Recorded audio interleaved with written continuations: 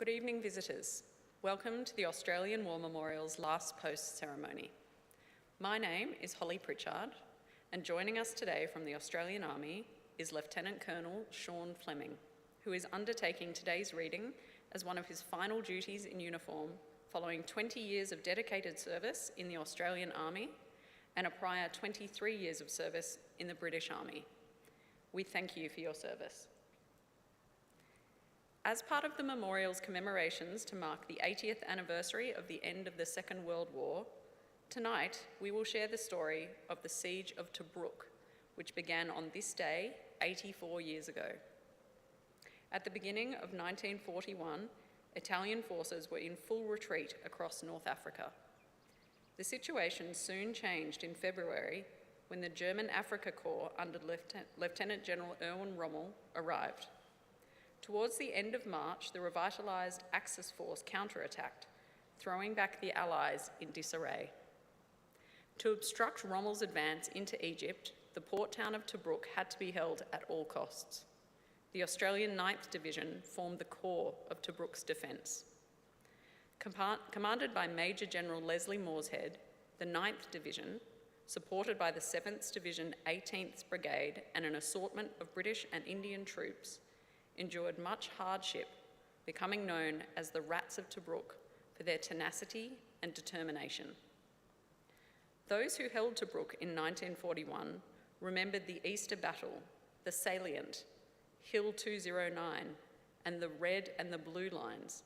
Then came the long hot summer, heat, dirt, flies, and Kamsen. The men endured panzer attacks, near constant shelling, and continuous air raids.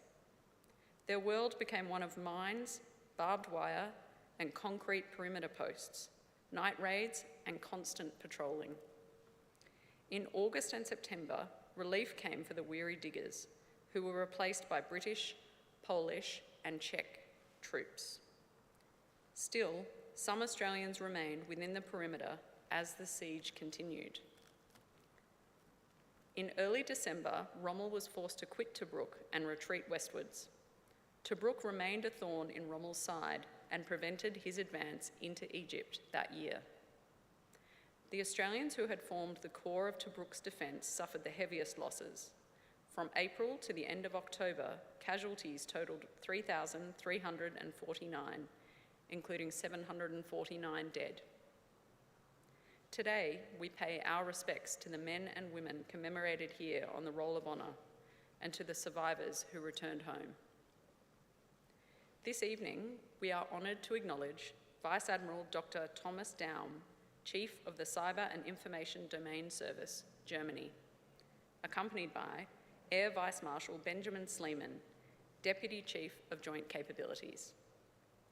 We also warmly welcome Mr. Gavin Hicks, Vice President of the Returned and Services League of Australia, ACT branch. We welcome the veterans who have served, those that are still serving, and the families that love and support them. The live stream of this ceremony is made possible by the Returned and Services League of Australia and the RSL and Services Clubs Association. We welcome members who are watching the broadcast of this ceremony across Australia. During this evening's ceremony, wreaths will be laid at the base of the pool of reflection by visitors to the memorial and students on behalf of Colonel Light Gardens Primary School visiting from Colonel Light Gardens, South Australia. If you are able, please stand and join in singing the national anthem.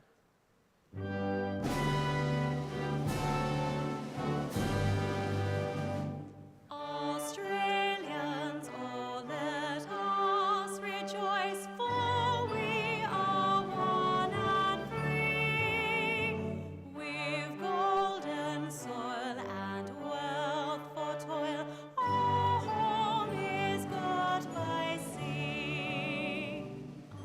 land abounds in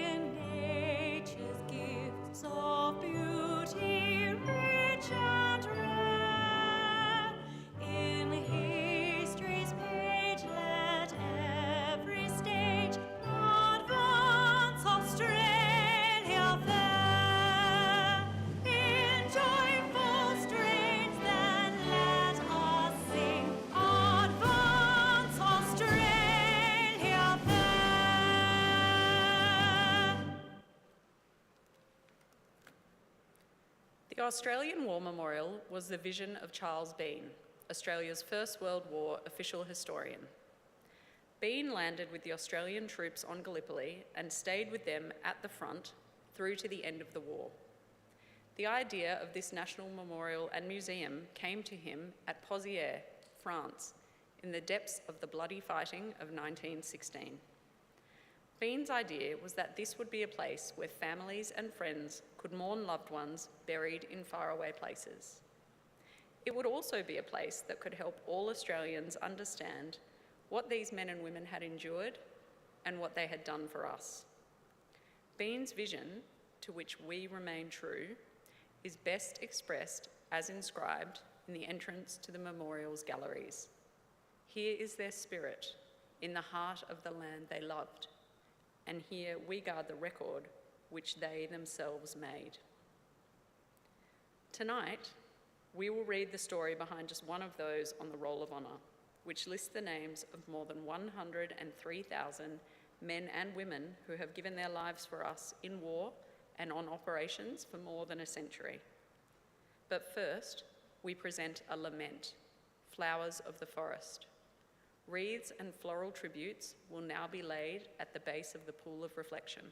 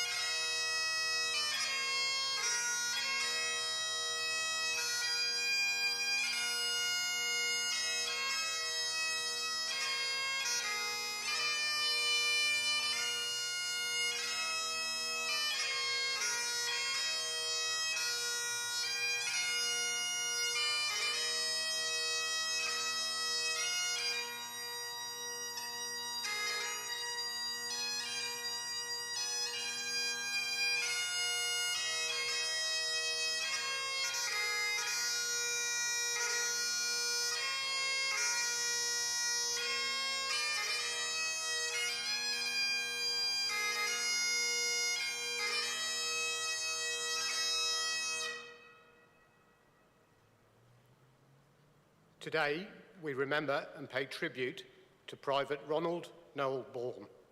Ronald Bourne was born in 1923 in the Melbourne suburb of Richmond, the youngest son of Hubert and Elsie Bourne.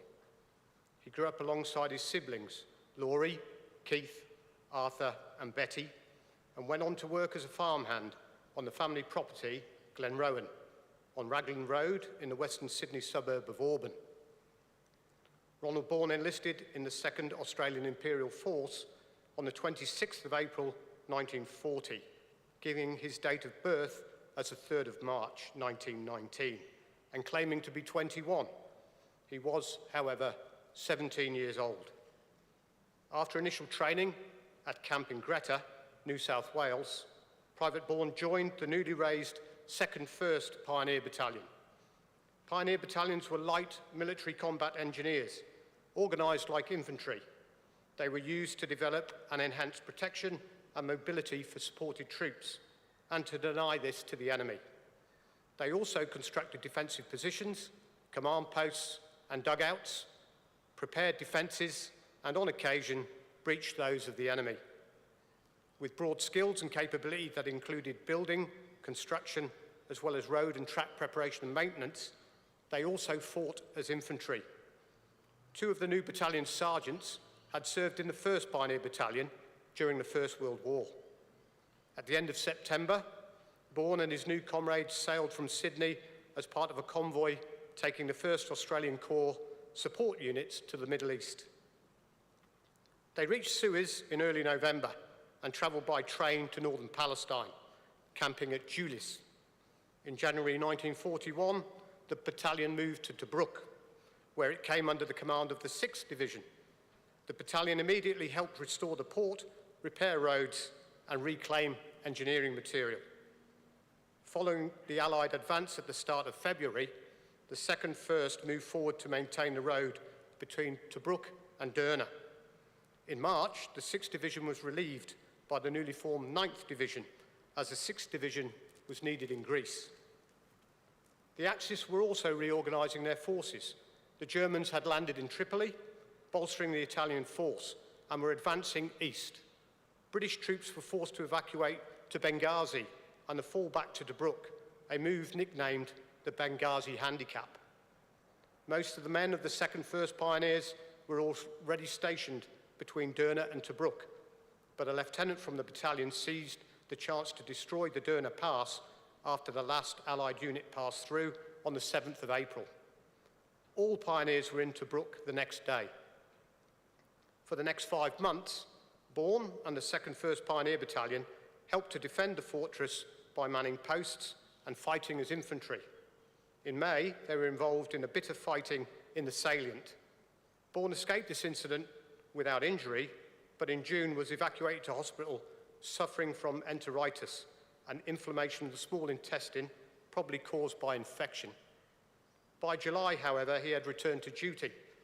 As with most of the Australian defenders, except the 2nd 13th Infantry Battalion, the 2nd First Pioneers were evacuated from Tobruk in September. The fighting at Tobruk, however, had cost the battalion heavily, with 37 men killed in action and 7 mortally wounded. 9 became prisoners of war, while another 68 were wounded. Among the dead was Private Ronald Bourne, killed in action on the 29th of July, 1941. He was 18 years old. Today, his remains lie buried in Tobruk War Cemetery under the inscription chosen by his grieving family. Our darling Ronnie, sadly missed by his loved ones, rest in peace. His name is listed on the Roll of Honour on my left, among almost 40,000 Australians who died while serving in World War II. His photograph is displayed today beside the pool of reflection. This is but one of the many stories of service and sacrifice told here at the Australian War Memorial. We now remember Private Ronald Noel Bourne, who gave his life for us, for our freedoms and the hope of a better world.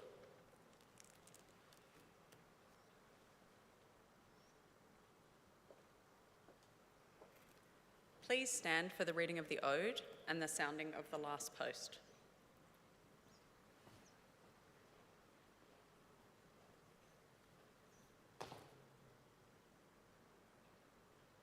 They shall grow old. They shall not grow old as we that are left grow old. Age shall not weary them, nor the years condemn. At the going down of the sun and in the morning, we will remember them.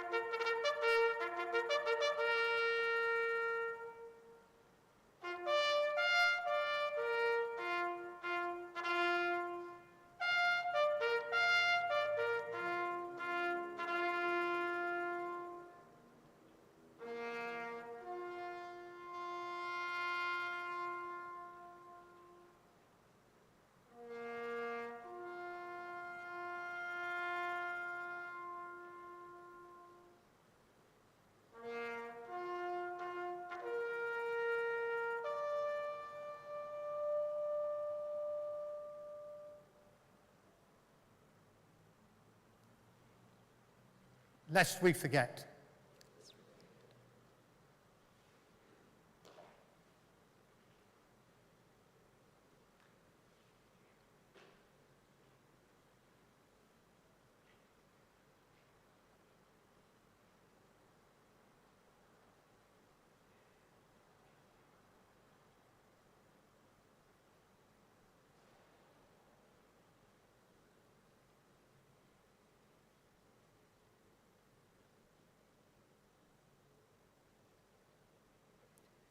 We leave you this evening with the words of the memorial's founder, Charles Bean. Many a man lying out there at Pozières or in the low scrub at Gallipoli, with his poor, tired senses barely working through the fever of his brain, has thought in his last moments, well, it's over. But in Australia, they will be proud of this. Ladies and gentlemen, girls and boys, that concludes the last post ceremony. On behalf of the Director, staff and volunteers, thank you for visiting the Australian War Memorial today and for your continued support during the Memorial's development project. We wish you all a very pleasant evening.